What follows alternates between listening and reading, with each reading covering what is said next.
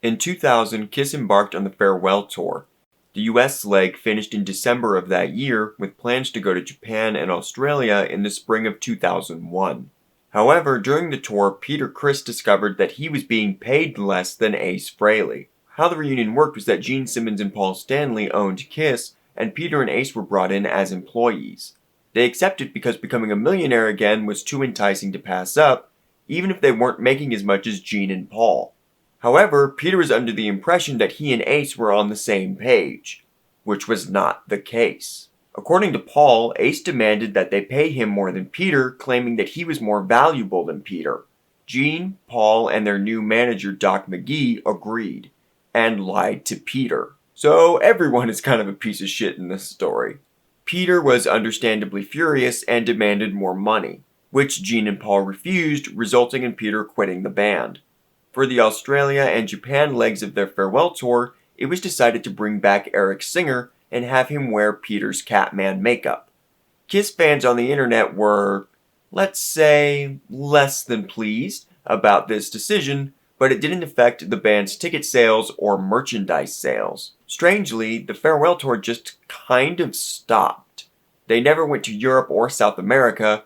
Kiss just kind of faded away. They made a handful of appearances in 2002, but at a certain point, Ace decided he was done. They had done a farewell tour and he didn't want to be in the band anymore. So for some of the 2002 appearances, Tommy Thayer was brought in to play lead guitar, wearing Ace's spaceman makeup. And if Kiss fans were upset about Eric, they were biblically furious about Tommy. Tommy has been the guitarist for almost 20 years, and people still get really angry about it. Dee Snider of Twisted Sister and radio personality Eddie Trunk complain about it on a seemingly weekly basis. As for what I think about it, it's weird. It's never gonna not be weird. I would have preferred if they had either come up with new characters or taken the makeup off again and gone back to the Revenge lineup. But it is what it is, and it's been 20 years. There's no use in getting mad about it anymore. And I will say, I want Eric in the band. They're a much better band with him than without him. And if the price I have to pay for that is he wears the cat makeup and sings Beth, fine. I'll take that bullet. Towards the end of 2002, it was decided that Kiss wasn't over. Some people believe that Kiss never intended to leave, that the farewell tour was just a gimmick. Paul claims that it was because he realized that he didn't want Kiss to end, just the version of Kiss that made him unhappy. Personally, I think Paul's divorce may have had something to do with it. Paul and his first wife went through a pretty messy breakup, and Paul lost a lot of money in the process. I think Kiss continuing was a way for him to earn some of that back, and also to help deal emotionally. Regardless of the reason, Kiss's big comeback turned into a Live 4 performed with the Melbourne Symphony Orchestra, followed by a co-headlining tour with Aerosmith. However, promoters demanded that at least 3 of the original members be present, and Ace said no. So Gene and Paul brought Peter back with Tommy on guitar. And I did want to quickly say that I love a Live 4. It seems like a short time now, but time moves slower when you're a kid, and I genuinely thought Kiss was over. So when my mom came home with a brand new Kiss CD and a new Alive at that, it was the greatest thing ever. After the Aerosmith tour ended, Peter's contract expired and neither side ever looked back after their split except to endlessly insult each other. Eric has been the drummer ever since. Kiss toured sporadically with this lineup, putting out cool box sets such as the Alive box set and the Kissology DVDs. Gene and Paul both did solo albums, the much maligned Asshole, and the underappreciated Live to Win. And Gene started a reality show, Gene Simmons' Family Jewels, all while insisting that Kiss would never do another album. However, in 2008, they decided to re-record some of their classic songs. Gene and Paul are in a similar situation that Taylor Swift is currently trying to navigate. They own the publishing rights to the songs, but not the masters. So they have the right to re-record their material and use it as they see fit.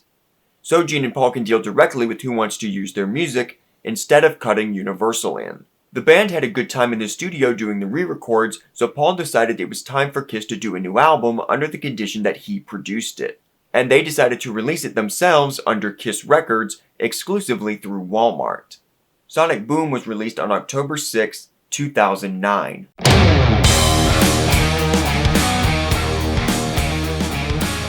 This was written by Paul, and it kicks ass. Great riff, great drumming, great lyrics, great solo. I cannot stress enough how cool it was hearing this for the first time, having never been able to experience a new Kiss album. I love it. The one issue is Paul's voice. With the invention of YouTube, fans started to record bands in concert and immediately upload them. With the Alive 35 tour in Europe, fans online started to notice Paul having issues with his singing. Kiss responded by saying that Paul had bronchitis, but the issues persisted and it became clear pretty quickly that something more than an illness was wrong. And this record, along with the re-records, were produced under these conditions, and it's very obvious that Paul is having a hard time on this song, and live, it was the song he struggled with most of any Kiss song, which is probably why they stopped playing it. Paul's production is okay. It could use some more bass, and I don't love the guitar tone outside of Tommy's solos, which I think sound pretty good.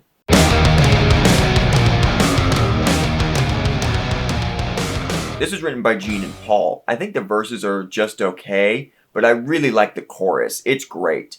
I also like the changes in the time signature. That's cool and unique for a Kiss song. Tommy's solo is cool, although there are hints of some Ace-isms, which I'll talk about later. I don't really like the bass tone, though.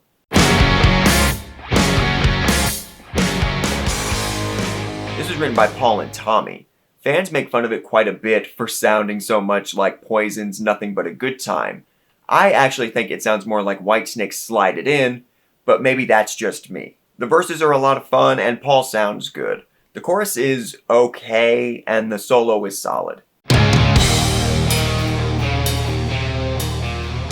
This was written by Gene. It is so much fun and so catchy. Gene's ego is honestly kind of charming in song form. It's perfectly tongue-in-cheek and features a solid solo.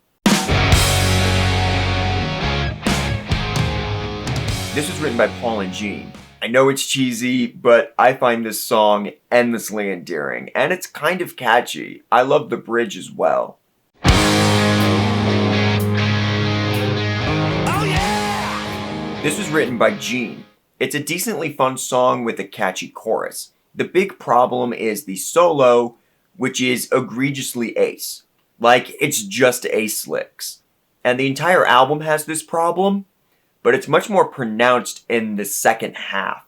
They are clearly just copy and pasting Ace solos, which sucks. It's unfair to both Ace and Tommy, and since Paul was the producer, I point the blame at him. Written by Paul and Gene, this is Eric's first lead vocal track on a Kiss album unless you count the re-recorded version of Black Diamond. It's so much fun and really catchy with great lyrics and vocals. I think this should have been a single and was actually played at sports games. They should have capitalized on that. The one problem is that the solo shamelessly copies Parasite.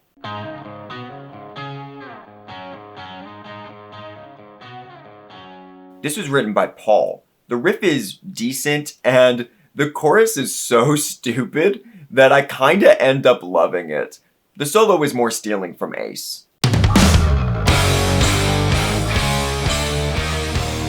This was written by Gene, Paul, and Tommy. The verses are a little boring, but I love the pre-chorus. And this is where I'm going to complain about the thing I talked about in my Psycho Circus review, which is the band trying to mathematically calculate what makes a Kiss album.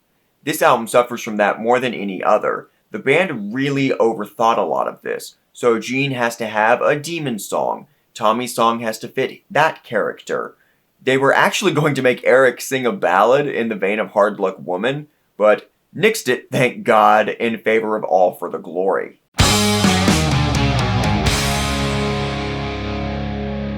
Written by Tommy and Paul, this is Tommy's first lead vocal track. And he's got a good voice, he sings with a good amount of attitude, and making this record clearly gave him some much needed confidence.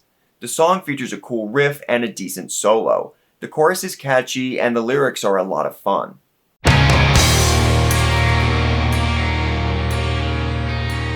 This was written by Paul, and it's a big highlight, maybe my favorite track. There's a reason they still play it live. because Paul can't sing Modern Day Delilah, but it's still a really good song. It's got great guitar parts, a great melody, great lyrics, and great drums. Really good stuff. Sonic Boom debuted and peaked at number 2, losing the top spot to Michael Bublé, the son of a bitch. Since its release, it has sold roughly between 300,000 and 400,000 copies, which doesn't sound that impressive, especially in comparison with earlier albums, but in the context of Kiss, never a huge album seller anyway, in the digital age of 2009, that's honestly not bad. I don't remember radio ever bothering to play anything, although again, All for the Glory was featured at sporting events. In my opinion, the band, as usual, failed to market the album in terms of singles, and I think there were some missed opportunities, and there's no record company to blame here. I have a lot of love for this album. It was the first time I got to buy a new Kiss album. That meant a lot to me. I remember I was a freshman in high school and I made my mom take me to Walmart right at midnight. And Walmart was supposed to have a Kiss corner with the album and a bunch of merch. And they had none of it when I showed up, so I made these poor Walmart employees go grab all of this Kiss stuff out of the back. In December of that year, I saw the band in concert for the first time, and Ace released a solo album in September. It was an exciting time to be a Kiss fan. Does the record hold up as a great Kiss album? No. Gene is the weak link. Yes, I know, being the only great song from him. There's potential in his other tracks and really cool bits and pieces, but none of them quite come together. Paul delivers some truly standout awesome stuff, but also delivers some painfully cheesy and mediocre stuff. When the album works, it's really good. When it doesn't, it's not terrible, just not quite up to par.